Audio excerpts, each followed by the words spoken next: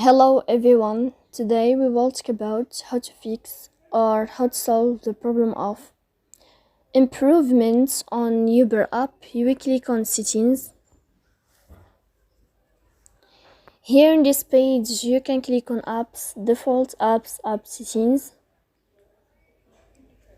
When above you can search about Uber app and you will enter.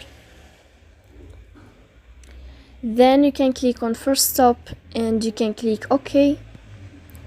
After that you will enter to the window of storage. Then you can click on clear cache. Don't click clear data because that can delete your account. In the end you can turn off your phone and you can turn on your phone again. So please don't forget to support us by like and subscribe. See you next time in another video and thank you for watching.